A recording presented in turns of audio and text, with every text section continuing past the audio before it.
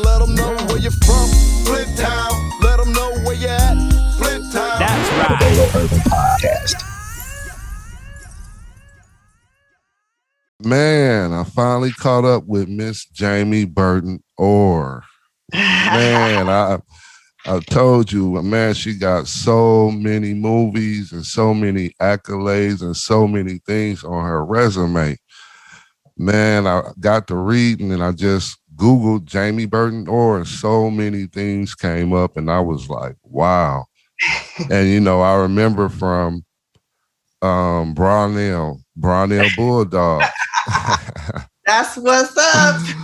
Brownell Bulldogs here in Flint, Michigan. And I always remember Jamie Burton Oare because she was kind of, I think you was like my sisters in them age. Yep. In their age Tiffany. bracket. Okay. Tiffany is my road dog. Okay. And but Tiffany, that's my girl. Yes, ma'am. And I always remembered your name coming up like in Scholastic type things and at the top. And I always heard Jamie Burton Oare. And then later on down the line, I kept hearing you was doing the acting.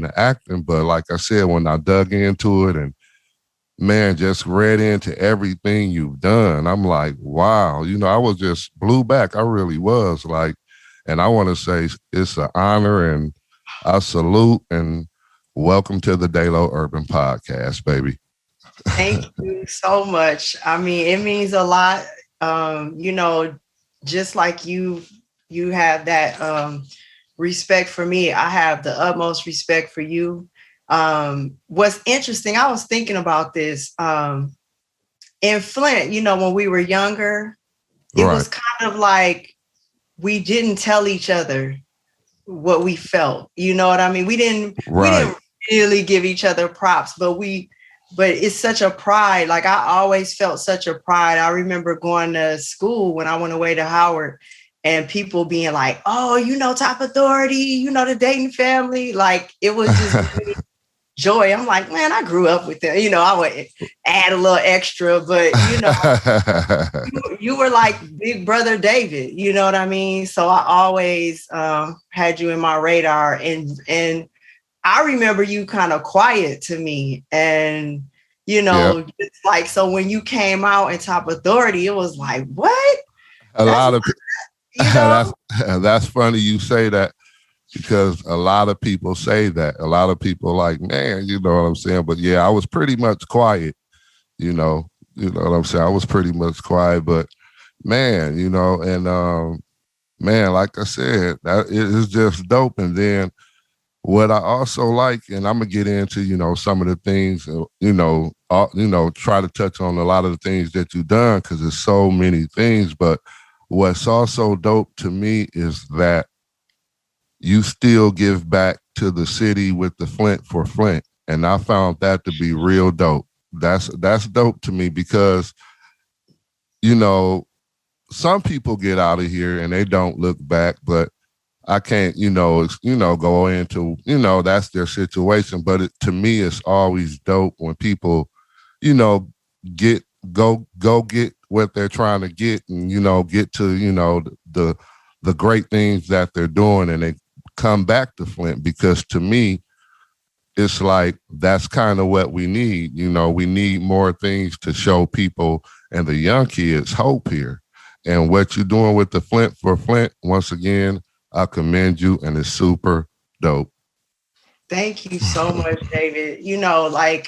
I want to acknowledge my fellow comrades in that, Jason McGee, who's our main man on the ground, Omar McGee, and Taiwan Feemster. And then we have some ambassadors like Rosalind Jackson and Robin Lewis. Everybody's from Flint. Okay. And, for me, I actually wrote up a plan many years ago, and believe it or not, Terrence Tucker, me and him would talk about it. He had the same heart about what we would do at home. And so finally, when the water situation hit, I already had been thinking about like scholarships and stuff before. And when that hit, it just was like, okay, we got to do something. And for me, I just was like, okay, what can I do that's not being done, or that can add to and not, not be a distraction, but just to help. And it was like the trigger finger to start the organization. And it's not just for water. That's just project number one. Okay. So we're actually going to transition to project number 2, because our commitment was to bring water coolers in jugs into the homes, good water, before until the pipes were replaced. So once that is complete, we transition to another project at home. Okay. And so the title Flint for Flint was about the neighborhood. I just felt like, why can't we help take care of ourselves? Other people should, you know what I mean? Kind of what you always talk about, right? So I feel like other people should as well pay, when they're responsible, but we have the ability to do it as well. So that was the concept behind it. Okay. That's pretty cool. Like I said, that's dope. And for the people out there that's listening and that's checking us out, what inspired you to get into the acting and the writing and the directing and the whole industry? What inspired you, or what made you, what was one of the moments in your life where you kind of said, okay, this is what I want to do? Good question. So I can actually pinpoint that moment. You remember when you may not remember this, but I left Walker. I was getting in trouble in class. Mr. Stasel was like, you gotta go, but in a good way. And rest in peace, Mr. Stasel. But he recommended me for the gifted program at Walker. So I started going to Walker full time. And once I got there, they had all these programs like photography, karate, everything. And my mother let me take everything I wanted to take. So in the 5th grade, we did a play called Many Moons. And that just built on my artistic interest. And when we did the play, I was the understudy for this white kid named Michael Mason. And Michael Mason was cool, but I was the magician. And I loved it. Like, I just loved the performance, the feeling, the audience. And I was like, I could do better than Michael Mason. I want to be the main person. And, no diss to Michael Mason, but that was it right there. That was the beginning. And so the second opportunity that came was in the 6th grade. Miss Gatewood, she created a program for us to do all these projects. And so we actually did like a time capsule, a video time capsule. So we had to create TV shows, and we always had something creative, very, very challenging to do. And I was so deep into it. And she used to tell us a story about her daughter. Her daughter had cancer, and her daughter's doctor was the brother of the guy in Platoon, Willem Dafoe. Wow. Yeah, and at the time he wasn't like a huge name. And so I remember his name. I used to listen so intently to that story. And she told me, one day she told me that I need to go into commercial art. And I didn't know what that meant. I didn't know what was commercial art. I didn't know what that was for years, but it stayed in me. Okay. And then the next opportunity didn't come until middle school.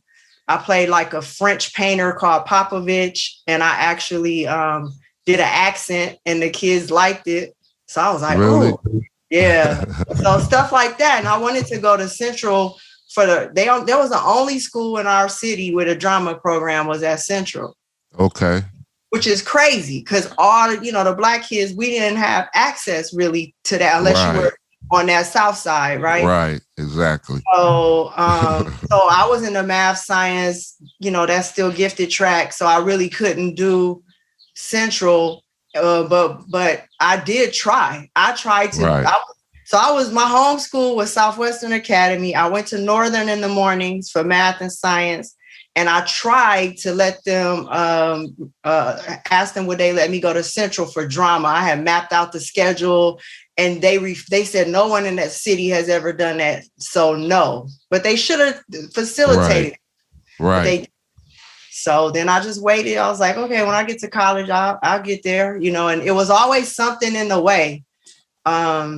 And then when I got to college, I picked like marketing because I got a scholarship from that. And once I got there, I was like, I'm going to minor in theater. And then Howard University told me, you can't. You have a full scholarship for full business scholarship. So your minor has to be a specific discipline in business. And I was like, okay, well, I'm going to take extra classes. So I never stopped. You know what I mean? I took only one class here, one class there. And finally, my friend, a good friend, Wonton Davis, he actually, would take me seriously. And my friend Kira Shirley, they would let me be in their film projects. Okay. So by the time I got to my, towards my senior year, he had a big project and he made me audition and I already had the part, but he made me audition and go through the ropes. And I decided then and there I was going to go to New York and pursue acting. And I really didn't tell anybody. My mother knew, but I really kept it to myself. Really? Yeah. Wow. Yeah, because at my school, one of my friends, God bless him, but he was like, you know, what are you going to do when you graduate? And I just said, I'm going to bartend. Right. He's like, what?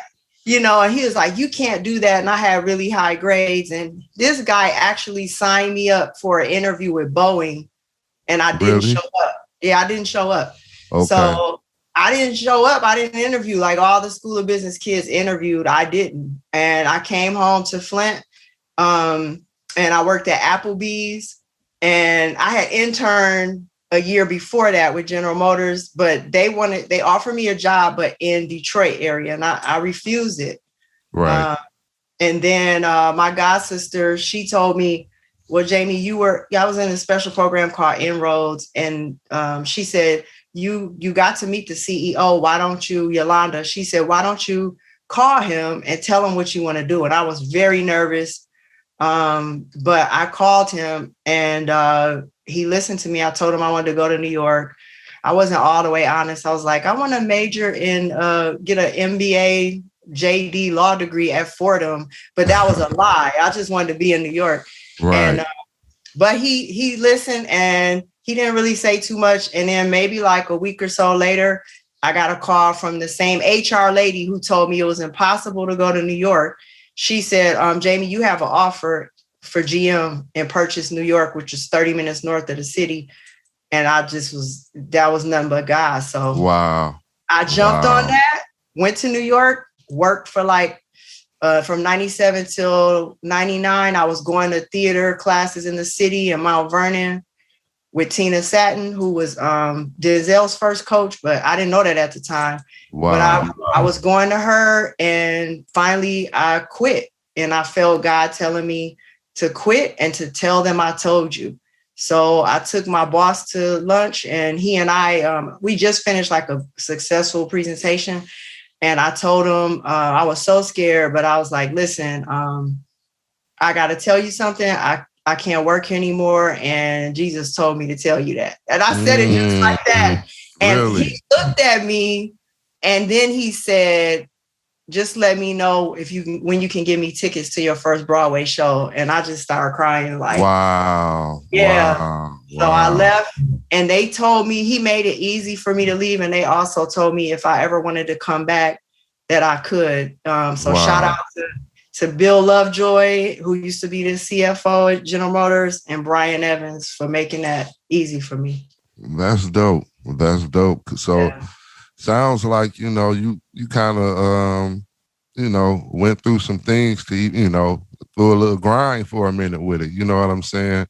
But, man, I look at all the things you did and I see you got your own film company. And I want to say, did you start off into acting and you developed into directing, or did you start in directing, or did you do a little bit of both? Or, were you just acting and you said, okay, I want to start writing, then I want to start directing, or kind of how did that come about? Like, because I see you do writing, directing, and acting. And I'm like, man, you have awards and nominations and you know, so I was just trying to see kind of like, you know, The process. the process of getting all those things up under your belt, you know, type of thing.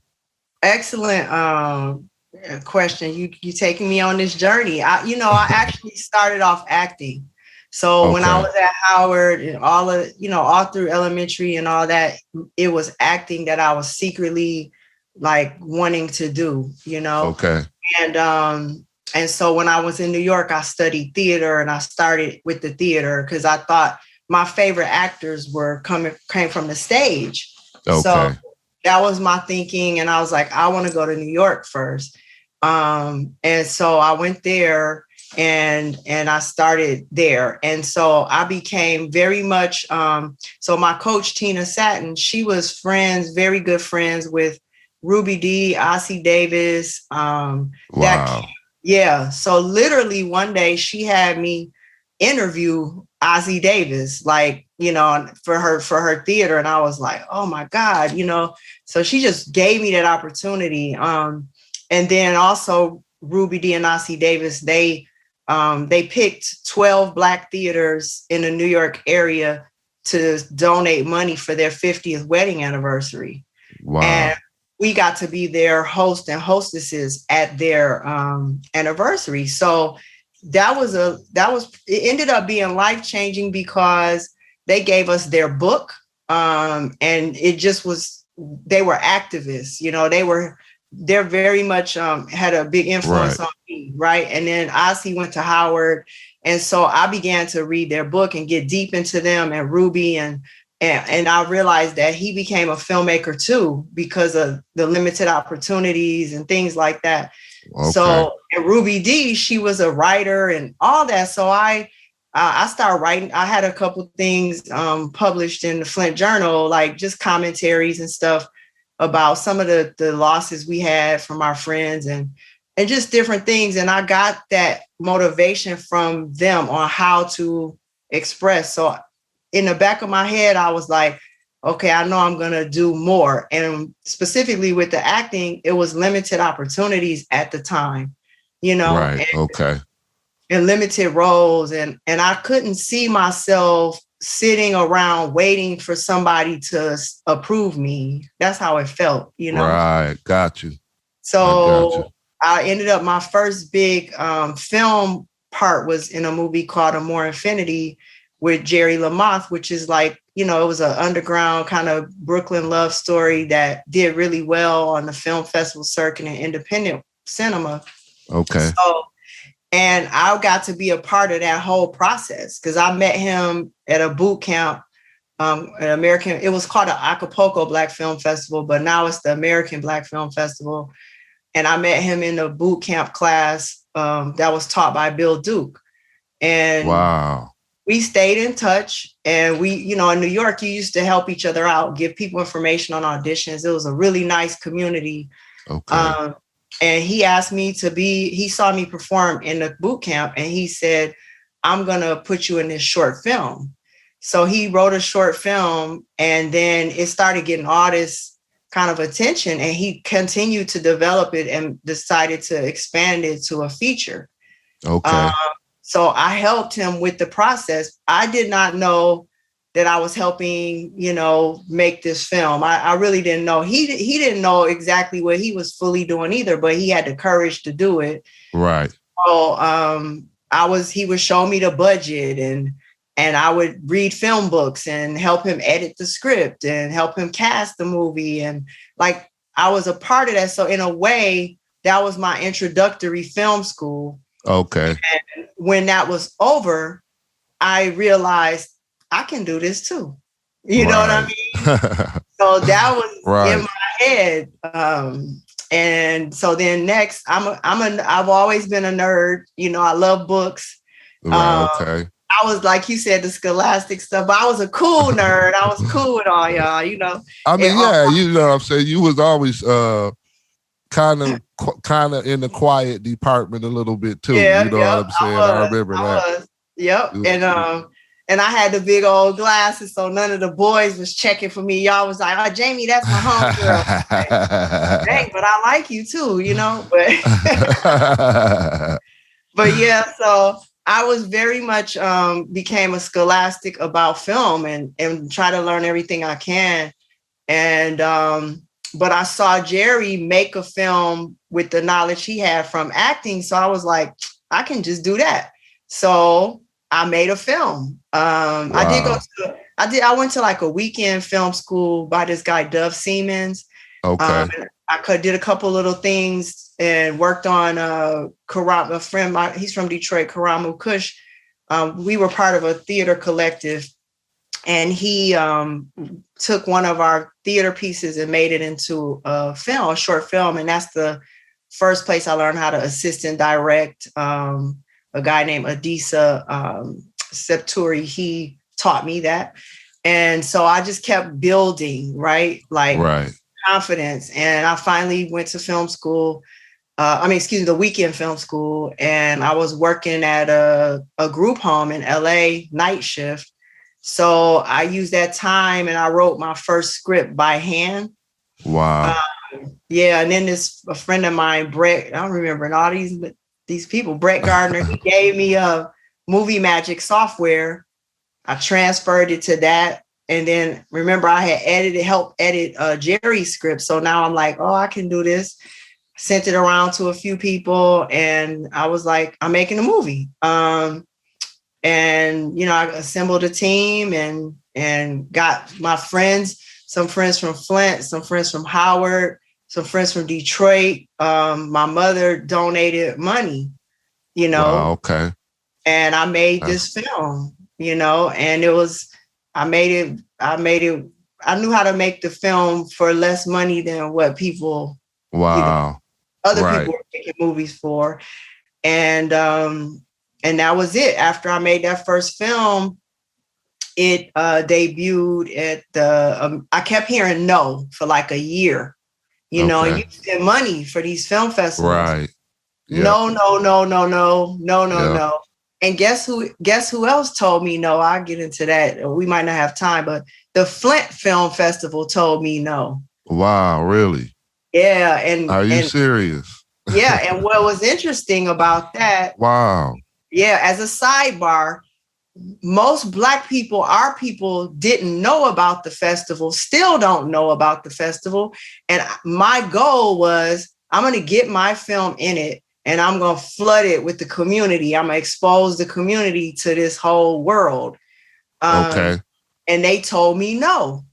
And I was like, and then part of, you hear no a lot. So it's like, well, is it not good enough? But I kind of knew the type of films they had. And I was like, that's weird. And then this young lady, Dangerous Lee, she goes by, she was working with them, this sister, and she reached out to me and she, without saying it, she was letting me know she didn't agree and my film should have been in there.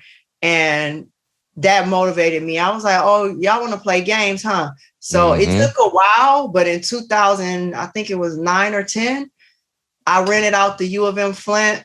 I came home, I promoted the screening of my film. I got my friend from Summer Woods from Detroit, who was over the film office. Mayor Neely was actually a councilman at the time. And that's how I know him, because he came out, he got the information and came out. And that's how I met him. Okay. He was very supportive. So shout out to Mayor Neely. And also, I wanted to, it's a great filmmaker in Flint by the name of Wendell Harris, who's my mentor. And he connected me to him. So I wanted to just kind of expose my city to that world that I didn't feel like we had a lot of exposure to. Right. And people came out, not as many as I wanted. It was the dead of winter, maybe like 80, 90 people came out. Okay. But the news, my friend worked for the news and he came out. I had sent them a press release and they did a little quick blurb on it. Right. But that was my answer to the Flint Film Festival. I said, oh, y'all want to play games? I'm still going to expose my community. Right. And, I made my money back. I didn't make some huge amount, but that wasn't the intention. The intention was to come and do that, and so that's what happened. So that's how I got from acting into filmmaking. Acting is my first love. And then the writing came in because after my film premiered at the American Black Film Festival, that one year was in LA in 2007. And then it also ended up going to Martha's Vineyard African American Film Festival. Stephanie and Floyd Rance run that, and this wonderful couple that I just love. They've championed my work, and we ended up winning that festival. And it was a HBO sponsored festival, so HBO made the final choices with them, and we won that festival, which was a big push for the project. Wow. Yeah, I seen it. I see that in my notes. I told you I got 2 or 3 pages that I'm just like, when I finally went to see your work and everything, I'm like, wow. You know what I'm saying? And that was one of the reasons you was talking about. You was excited to do the interview with me. But I'm like, absolutely. I'm super excited to do the interview with you. You know what I'm saying? Because I'm like, man, you did so much work. You did like CSI New York, The 11th Hour, The Shooter on HBO, and I like The Bully too. That short film, that was pretty dope too. That was dope. I watched that a couple days ago. That was cool. Thank you. That's very personal. Thank you I appreciate that. Thank you. Yep, that was dope. And that's cool, you know, because like I said, it's always dope to go back and, you know, just show people here in Flint and even the young people right now that, I mean, it is a way where it's another way. You know, you can do what you want to do. And I only say that because, as you probably heard, I don't know if you heard some of my podcasts or what I'm always talking about is it's almost like they're just stripping the city of anything that has any hope here.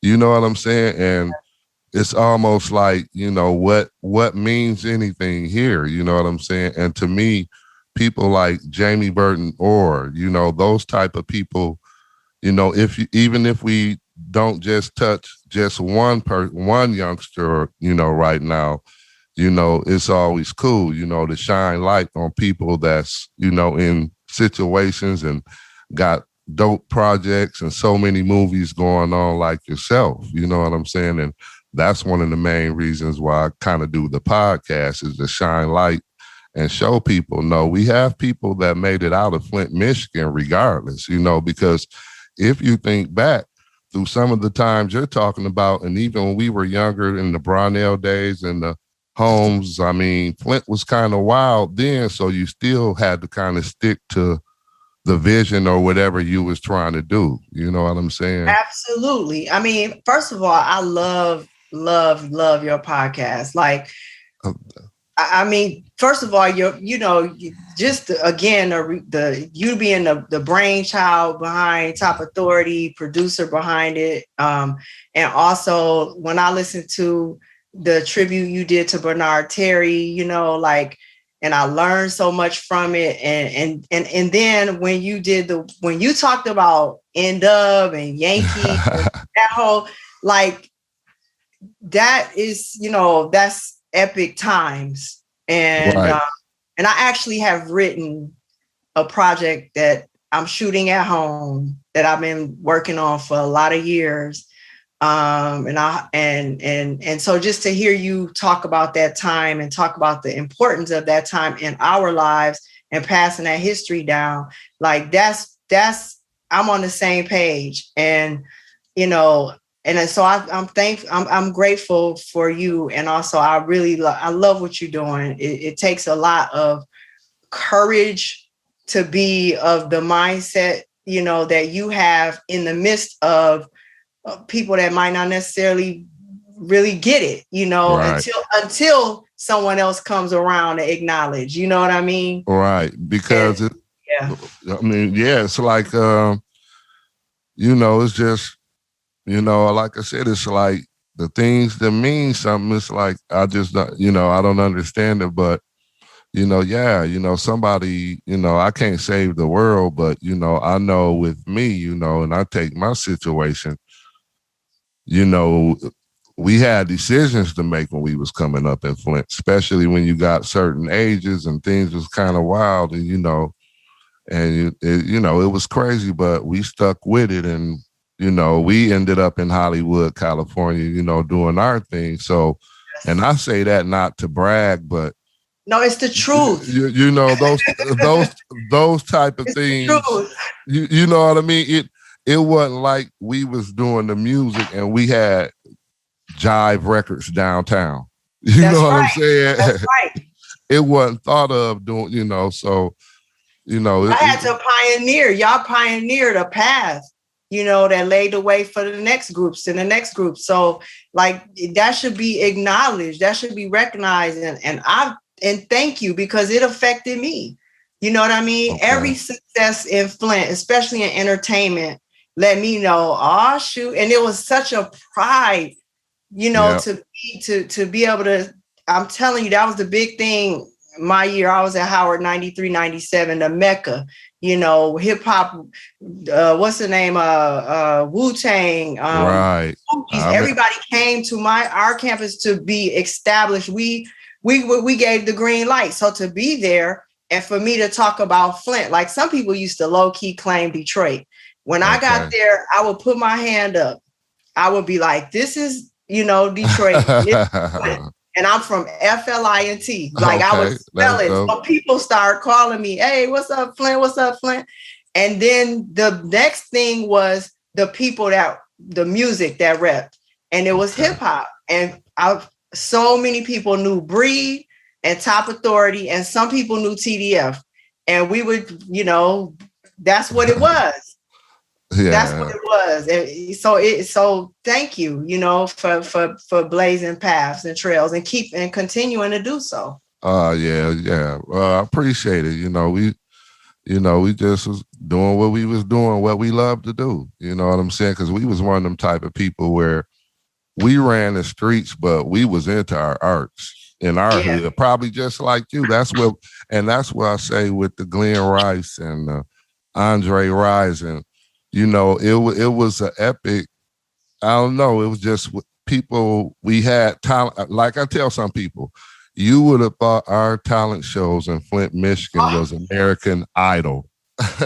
Yo, don't see. Thank you. Like, don't even get me started on the talent shows. that was I remember outside of even Brownell, and I was a little kid. And I lost my ticket, and I was crying. And my cousin Jason Wilson, shout out to him. Jason saw me crying, and he was like, "Here, Jamie," and he gave me his ticket and got out of line so I could go to that talent show. Wow! And that was huge, and it was just elevating when you got to the middle school level, and then high school talent shows. You was a rock star. My cousin Boncelle Hare, she was part of a little dance troupe. They were in the talent show. Tasha Tyra, all the names that I know just from dancing in the talent shows or performing in the talent shows. Yeah. So, days. Yeah. And then like I tell people, I still remember the MC Breed. It was, the days in Northwestern. We was in the hallway and we was just hoping and wishing one day we can get somewhere, where we eventually got to. But back then it was just a dream and imagination, but we loved to do it and we stuck to it. And some people say, okay, yeah. But like I said on the podcast on one of the episodes, the arts and the music and that energy really saved our lives. You know what I'm saying? Really saved our lives. And that's what I try to tell, some of the young people. No, it's okay to do you. It's okay, stick to it. You know what I'm saying? I'm just talking from my experience. I'm not telling you nothing I read or, I'm telling you something I did that, probably wasn't supposed to happen from Flint, Michigan. Right. Leave it up to everybody else. You know what I'm saying? Because we had so many people saying it wouldn't and whatever. It's pretty much like, I'm sure, your situation. Even when you said the Flint Film Festivals, you had to still keep grinding and, okay, cool, I got y'all, but it's still going on. You know what I'm saying? That's right. That's an important point, for the young people. It's like you have to have enough belief in yourself to keep trying and to switch gears. If somebody else, I heard Keenan Ivory Wayans on a interview one time when I was kind of down, and he said, remember, no doesn't mean no, it means not at this time. There we go. And that's it. You gotta keep going. So yeah, I it's so many great things about home that I could just go into it, and specifically our neighborhood. Right. You know what I mean? Like, I just feel like there was such a camaraderie. We had the good, bad, and the ugly, but there was a camaraderie. There was we were blessed to play in the streets, to ride our bikes, to go, go through Gundry, go through the parks, and, play follow the leader. And, me and Tiffany went to Brownies. Like, we did things. And even when I was bussed out of Brownell area to go to school, my Brownell, my homes, my end up family always supported me. You know what I'm saying?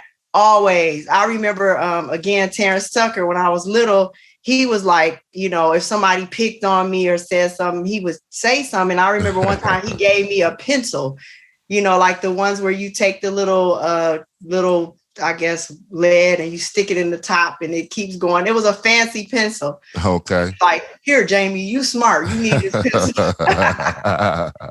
And stuff like that is encouragement. Right. So I felt that from our hood, from the whole city, but specifically our hood to this day, I felt that push. And like you, to me, had a special place because you were part of my neighborhood. You know what I mean? Right. Not over there. It was like, no, this is our section. You know what I mean? Right. So it's our fam. We was all kind of, that's why I tell people, our hood was kind of family in a way. You know what I'm saying? That's where I think makes us a little bit more connected. You know what I'm saying? We might go wherever we go, but when you say our neighborhood in that section, you automatically know that's family right there. That's right. You know what I'm saying?